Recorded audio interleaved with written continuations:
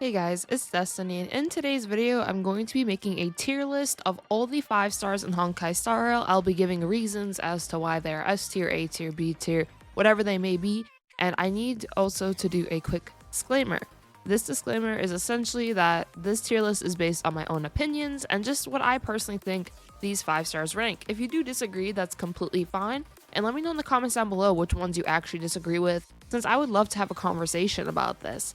But without further ado, let's get straight into it. So I wanted to begin by talking about Bronya, and when I section how I rank the characters, it'll be dependent on what role they play and also how they fare in many of the game modes. The game modes can include the story, the simulated universe, farming, and bosses. Personally, I think Bronya is an S tier character all around due to the support that she gives allies. She's a win character of the Harmony class, and there's not too many win characters if I'm not mistaken. Don Hung is one of them, but he is a DPS character.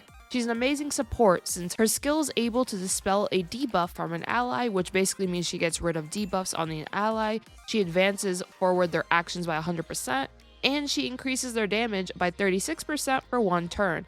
Now, the percentages I mentioned throughout the video are different depending on how upgraded your talents are, or rather your moves as well throughout the game, but I'm just giving you the base numbers if I do say a number. As for her ultimate, she increases the attack of all allies by 36%, increases their crit damage equal to 12% of her crit damage plus 12% for 2 turns. Additionally, her talent allows her to advance her own action, and her technique increases all allies' attack as well for 2 turns. So overall, Bronya is an incredible support in the game. Increasing actions or moving forward actions are incredibly crucial in this game, and it allows you to essentially, if your character is fast enough, you could possibly move twice, and Bronya would be an amazing pair with a character like Seele, as Seele will be able to absolutely take advantage of Bronya's capabilities, and Bronya can of course help other teammates out as well because she increases your crit damage, she increases your overall damage, she's able to get rid of debuffs, and so on. She's just an amazing character all around, and I definitely recommend her and definitely put her in the S tier. Additionally, if you are enjoying this video so far and it is helping you out, make sure to hit the subscribe button, and now let's carry on. Next up, Himeko. Himeko is an AoE damage dealer who can hurt adjacent enemies, and her ultimate hits everyone, and when she uses her ultimate, she also recovers energy. Himeko has a thing called Victory Rush, which is whenever a toughness meter, which is the white bar above a enemy's health bar, is broken, Himeko gains 1 charge, and once she has 3 charges, she does an AoE follow-up attack. Her technique allows her to create a fire AoE field, and when she enters battle, increases fire damage by 10% for all allies. Personally, I feel like Himeko is either A or B tier for the 5 stars due to the fact that Himeko, in my opinion, does not offer as much as what other DPSs can do or other supportive characters in the game. The reason why I say this is Himeko is primarily a damage dealer, but she doesn't really do much other than just attack. And what I mean by this is she doesn't really buff herself. Victory Rush is cool, it is a cool follow-up attack that she could do, but I don't think that warrants her being an S tier with someone like Bronya personally. I do like her technique since it does increase fire damage taken by enemies, so essentially that she will be able to do more damage to enemies, but I don't know if that warrants her honestly being an S tier. So for right now, I would likely say A tier. She is really good though with farming. She's definitely an S tier character, as she can definitely get farming done very quickly in the grindy stuff of the game. Now we have Welt. Welt is an imaginary character, which is really important due to the fact that Welt and another character, I believe the name is Luocha, are the only 2 imaginary characters in the game. What Welt is able to do is slow enemies, and he's able to damage them with imaginary damage. On hit, there is a chance, a 65% base chance, which I believe that can increase as you increase his talent, to reduce the enemy's speed by 10% for 2 turns. Welt is also able to do a 100% base chance for enemies hit by his ability to be imprisoned. Imprisoned enemies have their actions delayed by 32% and speed reduced by 10%, which is his ultimate. Welt has an amazing technique as it allows enemy movement speed to be reduced upon entering battle, a 100% chance to be imprisoned, which delays movement speed even further and has their actions delayed. The reason why Welt is so good in this game, which I'd definitely put him in S tier, is speed. He's able to slow down their movement speed and delay their actions within a fight. The reason why this is so important is that speed is very, very crucial in this game, as basically speed is what allows you to either go first or go last in a fight. If Welt is able to keep pushing down enemies in the turns, then you'll be able to always likely go first, and you can definitely take advantage of this, as you can probably just beat a fight. Like, let's say they're not super powerful enemies that have a lot of health, you can likely beat a fight pretty easily just by reducing their speed constantly. I feel like Welt is a really good character for this purpose. He's an amazing debuffer as a result, and I feel like Welt as an imaginary character is quite good. He can be used practically, I believe, on any team, so I would definitely say he is an S tier character. Now we have Silverwolf, who is the other Bronya of this game. Silverwolf is an amazing debuffer. Her normal attack has a chance to afflict an enemy with a bug, which is essentially a debuff, and it can reduce their attack, their defense, or reduce their speed, and Silverwolf will be able to do more damage against them depending on how many bugs they have. Her skill allows her to inflict a new weakness onto an enemy from a random ally's element type, and that ally will also do more damage to a particular enemy who's now weak to their typing. Lastly, her ultimate causes entanglement, which delays an enemy action, which is really important once again, and they take damage over time. Lastly, her technique allows her to ignore weakness types, reduce the toughness meter of all enemies, and if their meter is broken, she entangles them. Personally, I think Silverwolf is probably one of the best debuffers in the game, as she is able to do a lot of things to mess with the enemy. She's able to implant her bugs, she's able to slow them down and delay their enemy actions, and she's also able to inflict weaknesses onto them, so your characters that may not be strong against them can now be strong against them. So overall, Silverwolf is an incredibly good debuffer, and I would absolutely put her in S tier. Next up, we have Kafka. Kafka inflicts shock on enemies, and she does a lot of DOT. She also does more damage depending on how much DOT, which is damage over time, is on an enemy. So Kafka would work really well on a team with other characters that could do DOT, such as Serval or Sampo. I would probably say Sampo over Serval, due to you now having two different elements that can do DOT. Kafka is lightning, and then Sampo is wind. So you could definitely take advantage of that. Personally, I would just say that Kafka is, I guess, A tier. She's really strong, I will give her that. But I don't know personally if I would put her in S. I don't know. It's really tricky for me. She's either S or A. She's really strong if you do mess around with her DOT, but I feel like that's primarily what she does on a team. Now, if you pair her with someone who's a really good debuffer, she's definitely going to put in a lot of work. But if you don't, I'm not too sure, honestly. I feel like Kafka is either A or S, but if she's on S, I would probably put her on the lower end of S. Now, if you guys disagree about Kafka, let me know, because I just personally feel like while the DOT is amazing, I will say that if you do a DOT team, she's definitely, I feel like, an S for that. But if it's a team that doesn't focus on DOT, I feel like she's just A. So I'm going to go with that. Clara. Clara can taunt enemies, she can reduce damage taken to her, and she can do frequent counter attacks. Clara is not a bad character at all, in my opinion. I feel like she is pretty good just for being able to taunt. She's able to reduce the damage taken to her. So overall, she's a nice, I guess, wall type of character, and enemies will get punished if they try to hurt her, since she'll be able to do those frequent counterattacks. Now, Clara, I feel like might be, or rather is likely gonna be pretty niche in the game. I don't know really many teams I would recommend putting Clara over somebody else, if I'm being honest. I feel like she's like an all-rounder in every game mode. I feel like she would rank A for everything in that case. So I feel like on the tier list, Clara is definitely either an A tier or B tier. I would definitely not put her in S, because I don't feel like she offers enough for a team. Not that she doesn't offer enough, that's the wrong wording. It's that I just personally feel like there are better options for a team composition. So if I'm looking at it from a team composition standpoint, Clara is good, but you can probably have different synergizing teams and likely better synergizing teams. So Clara, for right now, I'm just going to put her in B. I just feel like she is likely going to be a B tier character. Now, this is, of course, pre-release. Clara can be definitely really good on release, but I just personally feel like Clara is a B, maybe an A, but I don't know. She's in between there. I just feel like she's not all that, at least in my opinion. Like, I just think she's alright. So, she is very cute, though. I will give her points for that. Then we have Seele. Seele is a character who can buff her own speed and attack, and she has reappearance. Reappearance allows her to attack again in a turn if she defeats an enemy, and then reappearance is technically considered her buffed state, where she can attack again. Her technique gives her reappearance at the start of battle, so she can basically get that free turn off.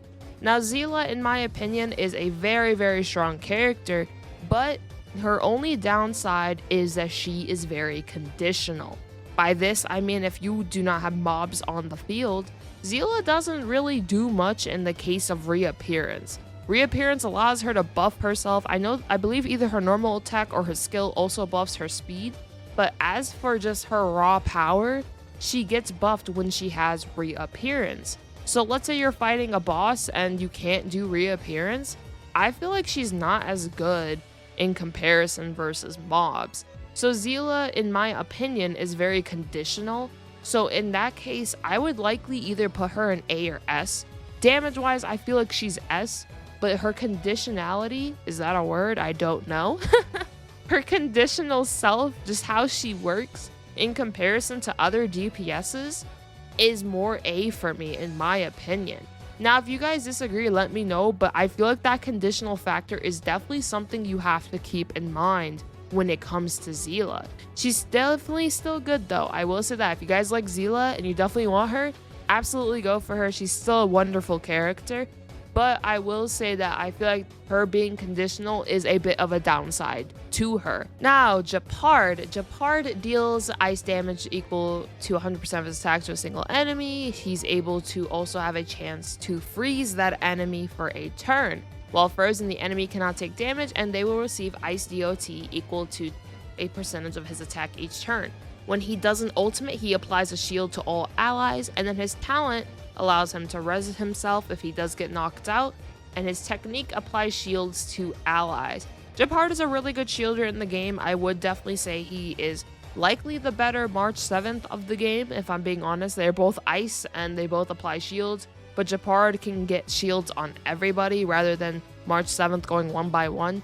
So Gepard is really, really good in the shielding category. I feel like he's likely the best shielder in the game, personally. So for that alone, I would probably put him in A or S tier just for that, since his shielding capabilities are really nice. I don't really like the fact that I guess his skill doesn't really apply shields. It's primarily his ultimate and his technique. But if you're able to get his ultimate up fast, I believe it'll be okay. Next up, we have Yanqing. Yanqing is a really strong character for a standard character, in my opinion. I mean, all the standard characters are honestly good, but Yanqing is really nice. Yanqing's ultimate increases his crit rate by 60%, and when they have the empathetic? I feel like I'm saying that wrong. But when he has a sword link, it also increases the crit damage by an additional 30% before dealing ice damage equal to 120% of his attack to a single enemy. When his sword link is active, he is less likely to be attacked by enemies. His crit rate increases, his crit damage increases.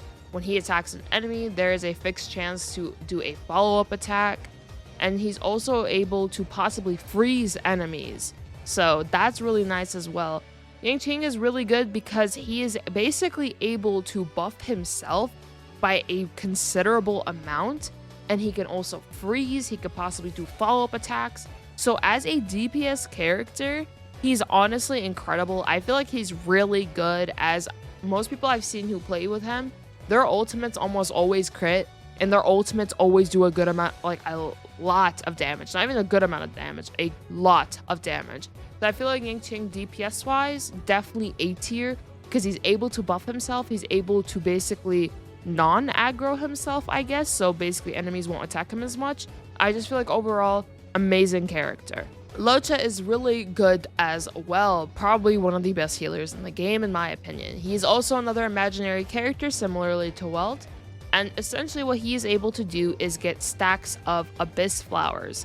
He gets a stack when he does his skill, which his skill recovers allies' HP equal to his attack plus a certain number, and then when the ally's HP drops below a certain percentage, he will use his skill one time on the ally without consuming skill points. So this is automatically what happened. This effect can be triggered again when the conditions are met. after he takes action 2 more times. So essentially, if an ally's HP is getting too low and he hasn't already basically, I guess, sprung to the rescue, he's going to do it, and then after 2 more actions, he will do it again. He is also able to dispel one enemy buff and deal imaginary damage equal to a percentage of his attack to all enemies. For each enemy buff dispelled, he gains 1 stack of that Abyss Flower. When he has the Abyss Flower stacked 3 times, he consumes all the stacks to deploy a field against the enemy. When any enemy in the field is attacked by an ally, the ally immediately restores HP equal to 15% of his attack plus 50, and this field effect lasts for 2 turns. His technique also allows him to heal 50% of allies' health of his max HP. Luocha is incredible due to the fact of him being able to basically spring to their rescue, heal them. He has a lot of healing capabilities. He's also imaginary, which is a rare element in the game so far, and the field he's able to deploy allows you to consistently and constantly heal with your allies. So overall, as a healer, I would definitely say S tier. He is amazing for that purpose, so I would definitely put him in the S tier. As for Bailu is also a really good healer. Personally, if you have Bailu, I probably wouldn't recommend going for Luocha. I don't really know if I would say Bailu is better or if Luocha is better. I do prefer Luocha having the field that he can make, but Bailu has some perks to her as well. Bailu is able to heal allies based on her max HP, and then she also heals a single ally 2 more times. After each healing, the outgoing healing for the next healing is reduced by 15%. So Bailu is able to consistently heal allies. Her ultimate heals all of the allies, and then for allies that are not already invigorated, Bailu invigorates them. For those who are invigorated, Bailu makes their invigoration last 1 more time, or 1 more turn rather. Invigoration can last for 2 turns. This effect cannot stack. When an invigorated ally is hit, heals the ally for 5% of Bailu's max HP. This effect can trigger up to 2 times. When an ally is knocked down, Bailu is able to heal them for a percentage of her max HP plus 180. I'm sure these numbers though can change as well, depending on the final game and then also upgrading those talents. After using Bailu's technique at the start of the next battle, all allies are invigorated for 1 turn. When you are invigorated, you essentially will be able to get that healing from Bailu, especially when you get hit, and then also when you get knocked down, Bailu is able to res you essentially. But the only issue with the res is that it can only happen once per battle, so you definitely still have to keep track of your HP if you're being healed a good amount and so on. Now we have Jing Yuan. Jing Yuan is also a really cool character. He's one of my favorites personally, and he has a special thing to him, which is the Lightning Lord. Jing Yuan is a character that basically can attack all targets, and the Lightning Lord essentially also gets its own turn within the fight. Now, the Lightning Lord can have up to 10 stacks. Every time Jing Yuan uses his skill and his ultimate, he is basically able to get stacks on the Lightning Lord. When he uses a skill, he has 2 stacks. When he uses his ultimate, it gains 3 stacks, and this can go up to 10 times. The Lightning Lord goes away when all the stacks are gone, and you can kind of consider the Lightning Lord as a follow-up attack, but it does get its own turn within a fight. So overall, Jing Yuan is pretty nice for that purpose. He's able basically to attack multiple times due to him and the Lightning Lord. Jing Yuan is definitely a strong DPS to have overall. I feel like he's really good. I think the Lightning Lord is awesome. It's really cool. And he is the only person who has a Lightning Lord from what we know of. Additionally, each count of the Lightning Lord's attack deals lightning damage equal to 33% of Jing Yuan's attack to a single target, whose adjacent targets also receive lightning damage equal to 25%. I'm sure these percentages can change, but basically that is a really nice thing to have as well. Depending on how many counts you have, I believe that would basically equate to you having more damage with the Lightning Lord. So I think it's just cool that there is passive damage in that way. So I feel like Jing Yuan is also likely going to be in my S tier, I feel like. Physical Trailblazer. This is where we finally have a B/C tier. I don't personally think Physical Trailblazer is the best. Now, I feel like maybe more near endgame Physical Trailblazer can be pretty nice, But for right now, all physical Trailblazer really does is they can attack a single target or adjacent with the normal attack respectively and the skill. The ultimate allows for a buff normal attack or skill, and if the weakness meter is broken, then attack increases by 10%. This has 2 stacks, and the technique heals all allies by 15% HP. I'm sure these percentages also can change depending on how much you upgrade your talents, but I feel like physical Trailblazer is very lackluster in comparison to all the other 5 stars I have discussed so far. The physical Trailblazer, in my opinion, is likely gonna go in B tier. If I put Clara in B tier, you know what, I think I might have to bump her to A, only because, like, it's either physical Trailblazer has to go in C and Clara's B, or it's gonna be that physical Trailblazer is B, because I do feel like Clara is better than Trailblazer. So we'll figure that out though. Lastly, we have Fire Trailblazer. Fire Trailblazer is definitely better in my opinion than physical, and basically Fire Trailblazer is a character that gets stacks called Magma Will. Magma Will allows you to enhance your basic attack, dealing more fire damage equal to a percentage of your attack to a single enemy, and fire damage equal to a certain percentage of your attack to adjacent enemies as well. The skill increases the Trailblazer's damage reduction by 40%, and you gain 1 stack of Magma Will, which you have a 100% base chance to increase the likelihood of being attacked by all enemies for 1 turn. So your skill allows you to get a Magma stack, you also get damage reduction, and you also do Taunt, which is pretty good. That's basically what Clara does, if I'm being completely honest, except for the Magma Will. And then when you do an ultimate, you basically do a bunch of damage to enemies depending on the Trailblazer's attack plus defense. And the next basic attack will automatically be enhanced and does not cost Magma Will. As for the talent, each time the Trailblazer is hit, they gain 1 stack of Magma Will for a max of 8 stacks. When Magma Will has no fewer than 4 stacks, the basic attack becomes enhanced, dealing damage to a single target and adjacent enemies. When the Trailblazer uses a basic attack, skill, or ultimate, apply a shield to all allies that absorbs damage equal to 4.8% of the Trailblazer's defense, plus 16. The shield lasts for 2 turns. And then when you use the technique, you get a shield at the beginning of the fight. Once again, this is pre-release, this is just all my opinion.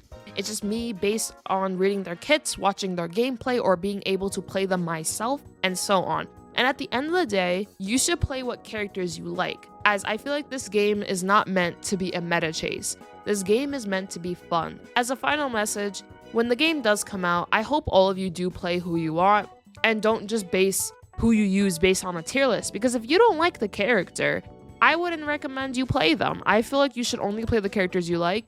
And of course, if you guys disagree with any of my picks in the comments, or rather, any of my picks period, let me know in the comments down below which ones you disagree with and which ones you feel like you would move around. I'm all for discussion. This is just my opinion. I'm not saying this tier list is the definitive be-all, end-all at all. This is just based on me reading their kits and grabbing an understanding of what the character offers to a team composition, what they could do, and so on. I personally feel pretty good about my tier list, but let me know in the comments down below how you guys feel, and if you guys would move anything around. And of course, here is the final tier list here at the end. I know throughout the video I was showing gameplay and just giving you guys the facts of the characters, but here is my final tier list, and I hope you guys enjoyed this video. If you did, make sure to hit the subscribe button, and I hope all of you have a nice one. Peace.